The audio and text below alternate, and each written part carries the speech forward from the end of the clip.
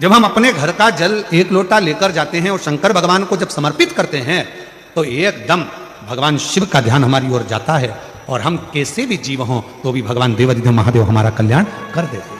कैसे भी। राजा भोज की आंख से आंसू गिरा, भगवान शिव पर कृपा, भगवान शंकर ने राजा भोज पर करुणा करी और शिव जी उसी समय इंद्रदेव को भेज दिए। इंद्रदेव ने एक वृद्ध बूढ़े का रूप रखा और बूढ़े का रूप रखकर इंद्रदेव पहुंच गए तुरंत राजा भोज के यहाँ। राजा भोज एकांत में बैठे हुए थे, आंखों से आंसू बह रहा था, मिट्टी का ढेला था। जैसे ही पहुंचते से राजा भोज को इंद्रदेव ने देखा और इंद्रदेव को देखकर तुरंत इंद्रदेव ने राजा भोज को देखा तो राजा भोज की दृष्टि जैसे ही कोई बूढ़ा है, मस्तक पर तिलक लगा है, कंधे पर यज्ञोपवीत पड़ा है, हाथ में एक लकुटी डंडा पकड़ा हुआ है। अच्छा, ए बाबा कौन हो? राजा भोज पूछ रहा है कि तुम कौन हो? आ जाओ आ जाइए। राजा भोज पूछ रहा है तुम कौन हो?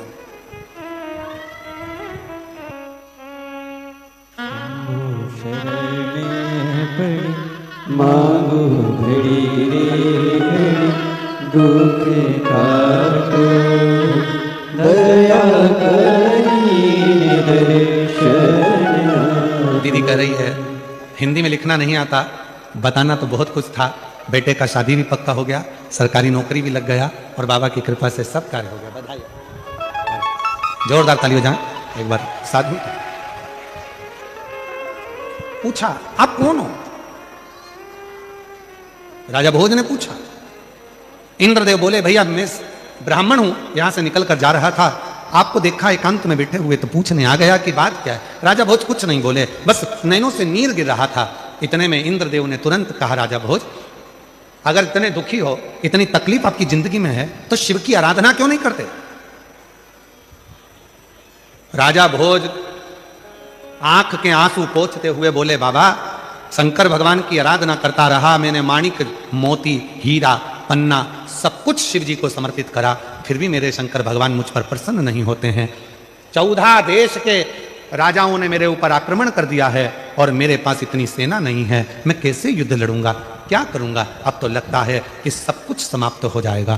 तब इंद्रदेव जो बूढ़े का रूप रखकर आए थे उन्होंने कहा राजा भोज अभी तक तूने शंकर भगवान को माणिक दिए, अभी तक तूने शंकर भगवान को रतन दिया, अभी तक तूने शंकर भगवान को हीरा पन्ना दिया, अब एक काम कर, शिव जी प्रसन्न हो जाते हैं एक चुटकी भस्म से। केवल एक चुटकी भस्म तू शंकर भगवान को चढ़ा दे। क्या शिव जी को रतन नहीं चाहिए? नहीं, माणिक मोती नहीं, अंबर पितांबर कुछ नहीं, बस शंकर भगवान को भस्म प्रिय है। क्यों प्रिय है? क्योंकि शंकर भगवान की अर्धांगिनी माता सती जब जलकर भस्म हुई थी उस राख को मेरे शंकर भगवान ने अपने तन पर धारण कर लिया था और वो भस्म शिव को इतनी प्रिय हो गई कि दुनिया का कोई व्यक्ति एक चुटकी भस्म भी अगर शिव को चढ़ा देता है तो शंकर भगवान उसके कष्टों को, उसके दुखों को समाप्त कर देते हैं। इतनी कृपा शिव कर देते, इतनी कृपा। ठीक है, गए। राजा भोज ने एक क्षण की देरी नहीं करी क्योंकि 14 देश की सेना चारों तरफ से आ रही थी और राजा भोज ने थोड़ी सी भस्म उठाकर भगवान देवाधिदेव महादेव को समर्पित कर दी। भस्म चढ़ी, राजा ने अपने शरीर पर 11 स्थानों पर भस्म को लगा लिया और वो भस्म लगाकर राजा भोज जब तलवार लेकर अपनी सेना को साथ लेकर चारों तरफ राज्य में जब खड़ा हो गया, शिव की ऐसी कृपा हुई कि जहां जहां मस्तक पर लगी हुई भस्म का कण गिर रहा था, जो सेना आ रही थी उसका पांव आगे बढ़ ही नहीं पा रहा था। जो सेना आ रही है उसका पांव ही नहीं बढ़ पा रहा, वो सेना आगे ही नहीं बढ़ पा रही। 14 देश के राजा हार कर चले गए। राजा भोज बैठे थे, आज देवाधिदेव महादेव को साधुवाद देने लगे, बाबा इतने बड़ी सेना को हराना ये किसी के बस की बात नहीं है, पर बाबा अगर इतनी बड़ी सेना को अगर हराया है और इतना बड़ा विजय अगर मुझे प्रदान करी है तो केवल वो तुम्हारे भस्म ने करी है, केवल तुम्हारे भस्म। इसलिए मेरी जीजियों, कभी कभी जब आपको ऐसा लगने लगे कि बहुत अकेली हूं, सबने साथ छोड़ दिया, कोई मेरा साथ नहीं देता, परिवार, नाते, रिश्ते, कुटुंब, कबीले सब मुझे छोड़ दिए। तब शंकर के मंदिर में जब आप बैठे हो या जल चढ़ा रहे हो तो वहाँ की जो रज है, वहाँ की जो मिट्टी है, वहाँ का जो कण है, वहाँ की जो रज है, मिट्टी है, उसको भी अगर अपने मस्तक पर चढ़ाओगे तो निश्चित है उस रज में ना जाने कौन सा शिव भक्त अपने मस्तक पर त्रिपुंड लगाकर आया होगा, शरीर पर भस्म लगाकर आया होगा। वो भस्म की कण जमीन पर गिरी होगी, वो कण जब हमारे शरीर पर लगेगी तो निश्चित है कि तुम्हारा दुख कटेगा जरूर, वो दुख समाप्त जरूर, दुख समाप्त।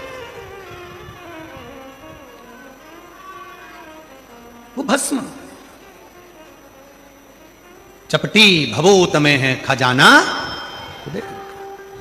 जो तन पर भस्म चढ़ रही है। भगवान हुआ क्या, शिव महापुराण में महत्तम में वर्णन आता है, एक देवराज नामक का ब्राह्मण जो कभी ब्राह्मण कुल में रहने के बाद भी ब्राह्मण कर्म नहीं कर पाया, जिसने कभी ना वेद पढ़ा, ना शास्त्र पढ़ा, ना कोई कर्म करा, ना कोई पाठ पूजन करी, ना कभी शंकर के मंदिर में गया, फिर भी वो देवराज मरा तो उसको लेने के लिए देवाधिदेव महादेव आ गए और नंदी पर बिठाकर लेकर गए। क्यों, किस लिए, क्या कारण? केवल एक कारण, देवराज नाम के ब्राह्मण की माता शिव के मंदिर में जाती थी, शंकर के मंदिर में झाड़ू लगाती थी, शंकर के मंदिर में पोछा लगाती थी, शंकर के मंदिर में जल चढ़ाती थी, शंकर के मंदिर में जाकर आराधना करती थी। और वो देवराज नाम का ब्राह्मण जो ब्राह्मण कुल में जन्मा था, ब्राह्मण के घर में जन्म लेने के बाद भी ब्राह्मण कर्म नहीं कर पाया, ब्राह्मण कर्म से वंचित रह गया, चोरी करता, घर में अच्छी पत्नी थी, बच्चे थे, कुटुंब था, इसके बाद भी पर स्त्री का गमन करने गया और एक दूसरी स्त्री के कहने पर रानी के गले का हार चुरा कर लेकर आ गया।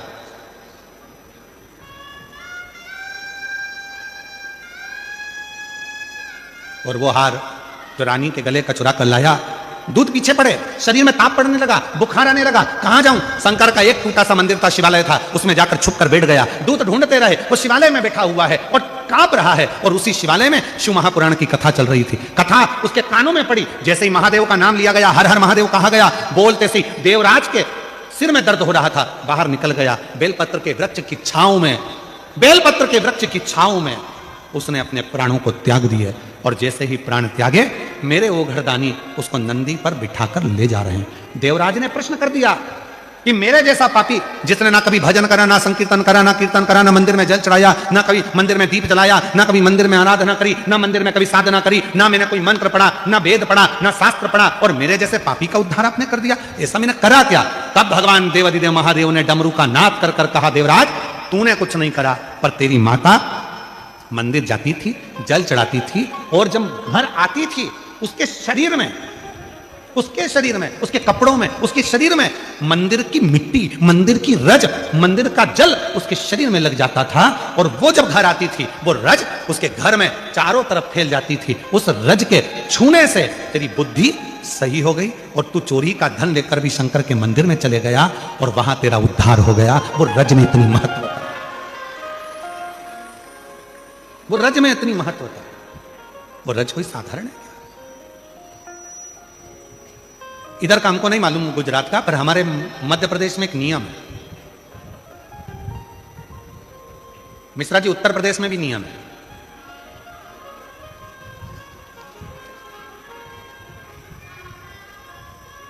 इधर गुजरात का छोटू भाई हमको नहीं मालूम है, परंतु हमारे उधर मध्य प्रदेश में, उत्तर प्रदेश में, सिंगर जी तुम कहाँ के हो हमें नहीं मालूम, तुम भी उत्तर प्रदेश के हो गए, हाँ तो तुम्हारे कोई मालूम होगा। उधर साइड में एक नियम है, जब कोई बड़ा तीर्थ कर कर घर आता है ना कोई व्यक्ति, तो उसके कपड़े की रज शरीर पर दूसरे लोग मलते हैं। जैसे उसका शरीर, जो उसने कपड़ा वहां पहना था, तीर्थ में गया था, जो कपड़े पहनकर आता है उस कपड़े को धोते नहीं है, घर में झड़ाते हैं, उसके कपड़े की रज को शरीर से लगाते हैं। क्यों? हम तो बद्रीनाथ नहीं गए, हम केदारनाथ नहीं गए, हम अमरनाथ नहीं गए, हम सोमनाथ नहीं गए, हम द्वारका नहीं गए, हम रामेश्वरम नहीं गए, हम जगन्नाथ नहीं गए, पर जो होकर आया है उसके कपड़े में जो रज लगी होगी वो मंदिर की ही तो रज होगी। जब हमारे शरीर से लगेगी तो हम जैसे जीवों का भी कल्याण कर देगी, इसलिए उस रज को लगा, रज को लगा।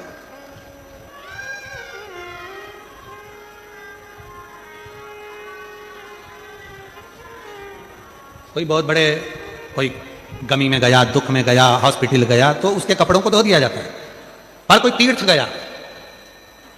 गया, कोई भगवान की अविरल भक्ति करने गया, उसके कपड़ों को धोते नहीं, उसके कपड़ों को तो झड़ाते हैं। पूरे घर के अंदर उसको झटकारा जाता है कि इसके शरीर में जो कर्ण लगा है, इसके शरीर में जो तीर्थ की रज लगी है, वो रज हमारे जीव को हमको प्राप्त हो।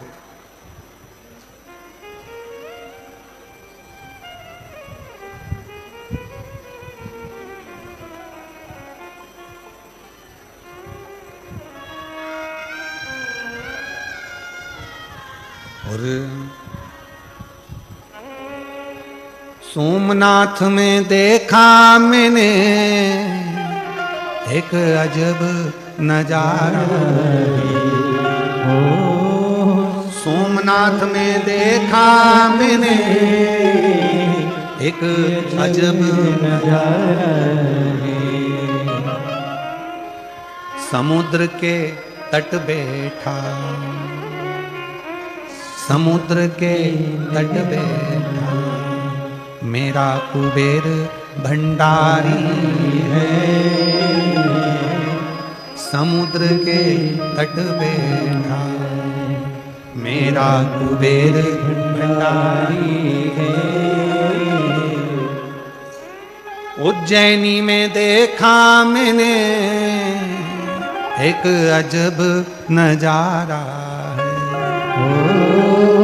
उज्जैनी में देखा तुम्हें एक अजब नजारा है। छिपरा के तट बैठा, छिपरा के तट बैठा मेरा भोला भंडारी है।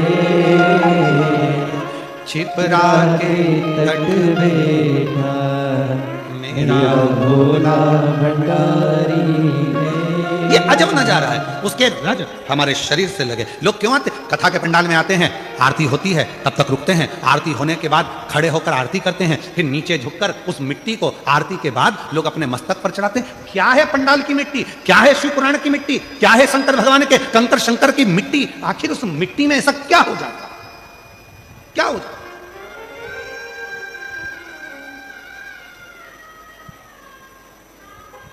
25-25, 30 साल तक औलाद नहीं हुई, लगा ली मिट्टी गर्भ से। क्या है उस मिट्टी में? क्या? देवराज तर गया उस मिट्टी से। बिंदुक नाम का एक ब्राह्मण, पत्नी का नाम चंचुला था, पानी में डूबकर मर गया था, रेत योनि में पड़ गया था। मुक्ति कैसे हो? चंचुला देवी ने तुमरुका जी से शिव पुराण कथा करने को कहा। तुमरुका जी ने कथा कहने का तैयारी करी। ईश्वर जी गोरा जी बनकर शिव पार्वती पहुंचे उस कथा के यजमान बनने के, यजमान बनने। स्वयं शंकर और पार्वती, स्वयं शिव और शक्ति। क्या है ऐसा शिव जो सहजता में जीव तर जाता है? राजा भोज की कथा में जैसे वर्णन आया कि अश्रु गिरे, शिव प्रसन्न हुए, त्रिपुंड लगाया भस्म का, चारों तरफ घूमा तो चारों तरफ शंकर की सेना खड़ी हो गई। चारों तरफ मेरी जीजियों, मेरे जीजाओं, मेरी बेटियों, बेटाओं, मेरे बुजुर्ग माँ बाप, याद रखना, शंकर भगवान के मंदिर में नित्य जाइए, शिव के मंदिर में रोज एक लोटा जल चढ़ाइए। और अगर मंदिर के अंदर भी प्रवेश ना कर पाओ तो मंदिर के शिखर का दर्शन कर लीजिए। और इतना भी ना कर पाओ तो जहां शंकर का मंदिर है उसके सामने से निकल कर चले जाओ, तो हो सकता है हवा चलेगी, धूल उड़ेगी, और कोई भक्त शंकर के मंदिर से निकल कर गया होगा तो शिव के मंदिर की धूल हमारे शरीर पर चढ़ेगी, तो हमारा भी उद्धार हो जाएगा, उस रज से हमारी मुक्ति हो जाएगी। वो रज कृपा कर जाए, वो जल की मूल लगा। एक भस्म का त्रिपुंड राजा भोज को बचा लेता है। और वही कथा यहां कह रही है कि ईश्वर जी गोरा जी पधार रहे हैं। जोरदार ताली बजाकर स्वागत करें ईश्वर जी गोरा जी का। ईश्वर जी गोरा जी शिव महापुराण के कथा के यजमान बनते हैं। भगवान देवाधिदेव महादेव की पवित्र कथा प्रारंभ होती है। बिंदुक प्रेत योनि में पड़ा हुआ इस कथा का लाभ लेता है। चंचुला देवी तुमरुका जी के मुख से कथा को श्रवण करती हैं और भगवान ईश्वर गोरा, शिव पार्वती, भगवान सुंदर ठाट के साथ में शिव महापुराण के यजमान पद ग्रहण करते हैं। आज कथा का प्रथम दिवस यहाँ सूरत नगर में जो कथा चल रही है, आज पहले दिन की कथा यहाँ विराम ले रही है और कल कथा का द्वितीय दिवस रहेगा। 2 बजे से 5 बजे तक ये कथाओं का क्रम रहेगा। भाव से श्रवण करें और अपने जीवन को सार्थक करें। ये कथा 10 जनवरी तक चलेगी, 2 बजे से 5 बजे तक।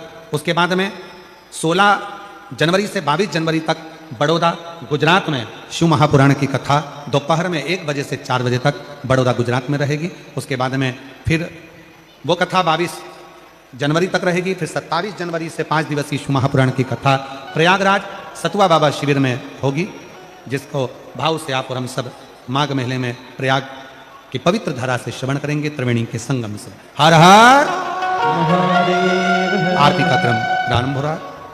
जय जय श्री राधे। सभी भक्तों को हर हर महादेव, साधा जय श्री का श्री शिवाय नमस्तभ्यं। व्यासपीठ को नमन करते हुए हम सबके प्रिय, हम सबके लाडले ठाकुर कल्लू जी महाराज को चरणों में नमन करते हुए, परम संदेह परम आदरणीय विश्वविख्यात पूज्य गुरुदेव के पावन चरणों को नमन करते हुए और आप सभी शिव भक्तों के चरणों में नमन करते हुए सुंदर प्रथम दिवस की कथा हम सभी ने श्रवण करी। कल कथा का समय यही दोपहर 2 बजे से 5 बजे तक हम सभी श्रवण करेंगे। सुंदर आरती का समय हो चुका है। आरती में जिन भक्तों के नाम मंच से लिए जाएंगे वे अति शीघ्र मंच पर पधारे। श्री छोटू भाई जी पटेल बड़े ही आदर और सम्मान से मंच पर पधारे। श्री आशुतोष जी मिश्रा बड़े ही आदर और सम्मान से मंच पर पधारे। श्री लाल जी भाई सेंगर बड़े ही आदर और सम्मान से मंच पर पधारे। श्री सुशील जी सेंगर, श्री मितुल जी सेंगर बड़े ही आदर और सम्मान से मंच पर पधारे। सागर भाई जी पाटिल, विकास भाई जी साइन कमिश्नर बड़े ही आदर और सम्मान से मंच पर पधारे। रिंकू भाई जी अग्रवाल, विनोद भाई जी गोहिल, प्रवीण भाई जी सरपंच, प्रवीण भाई जी पाटिल, श्रीमती संगीता बेन, दिलीप भाई जी पाटिल, श्री प्रदीप जी चौधरी, श्री लतेश भाई जी, श्री जिग्नेश भाई जी अहिर, राजा भाई जी दुबे बड़े ही आदर और सम्मान से मंच पर पधारे। सुंदर आरती का आनंद हम सभी मिलकर लेंगे। जय जय श्री राधे। हर हर महादेव। श्री शिवाय नमस्तुभ्यं। जय शिव ओंकारा भोले भज शिव ओंकारा ब्रह्मा विष्णु सदा शिव भोले भोलेनाथ महाशिव हरे रागे धारा ओम हरे हरे हरे चतुरानन पंचानन राजे भोले पंचानन राजे हर शासन गरुड़ासन हर शासन गरुड़ासन वृषवाहन साजे ओ हरे हरे हरे महादेव भुज चार चतुर भुज 10 भुज अति सोहे भोले 10 भुज अति सोहे तीनों रूप निरखता भोले जी का रूप निरखता भुवन जन मोहे ओ हरे हरे हरे महादेव अक्षमाला वनमाला मुनिमाला धारी भोले के माला धारी त्रिपुरारी कर सारे त्रिपुरारी कर सारे वनमाला धारी ओ हरे हरे हरे महादेव श्वेतांबर पीतांबर बागंबर श्वेतांबर पीतांबर बागंबर अंगे भोले बागंबर अंगे सनकादिक गरुड़ादिक सनकादिक ब्रह्मादिक भूतादिक संगे ओ हरे हरे हरे महादेव कर के मादिक मंडल चकित सुर धरता भोले चकित सुर धरता जग करता जग हरता जग करता जग हरता जग पालन करता ओ हरे हरे हरे महादेव विष्णु सदा शिव जानत अविवेका भोले जानत अविवेका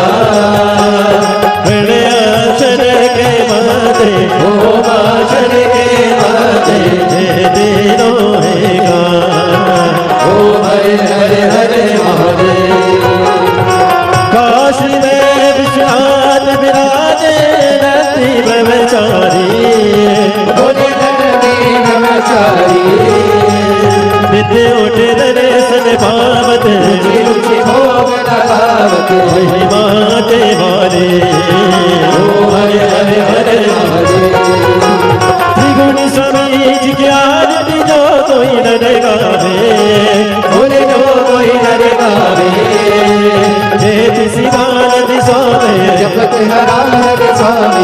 सपति पावे। ओम हरे हरे हरे महादेव। जय शिव ओंकारा बोले बज शिव ओंकारा बोले पार्वती का प्यारा बोले ऊपर जलधारा बोले ओढ़े मृगशाला बोले बाग पियने वाला बोले तीन नयन वाला बोले एक नयन वाला बोले भगत प्रतिपाला बोले बेको यमकासा ब्रह्मा भीम सदा शिव बोले बोले नाम महादेव हरे रामे राम ओम हरे हरे हरे महादेव बोले गौतम गणाधारम सदा सदा वसंतम ज्ञाननंदे बाबा भवानी से नमः अच्युतम केशवम राम नारायण कृष्णम राम वासुदेवम श्रीधरम माधवम गोपालम जगति विनायकम रामचंद्रम हरे राम राम राम हरे कृष्ण कृष्ण हरे राम राम हरे कृष्ण कृष्ण कृष्णनाथ भगवान की जय विष्णु महादेव की जय। हरि ओम ओम जगनेन जगन्नामाय जन्ता देवास्तानि धर्माणि प्रथमान्यासन्न तेहानकं महिमानः सचन्तर्त्रा पूर्वे साध्याः सन्ति देवाः। ओम एकदन्ताय विद्महे वक्रतुण्डाय धीमहि तन्नो श्रीदन्तिः प्रचोदयात्। ओम गणाम्बिकायै च विद्महे कर्मसिद्ध्यै च धीमहि तन्नो श्रीगौरी प्रचोदयात्। ओम तत्पुरुषाय विद्महे महादेवाय धीमहि तन्नो श्रीरुद्रः प्रचोदयात्। ओम नानः सुगन्धिपुष्पाणि यथा कालोद्भवानि च पुष्पाञ्जलिर्मया दत्त गृह्यतां शिवशङ्कर। श्री सामदाशिवाय नमो नमः। मंत्र पुष्पाञ्जलिं समर्पयामि। कृष्णनाथ भगवान की जय। हर हर महादेव हर हर महादेव हर हर महादेव।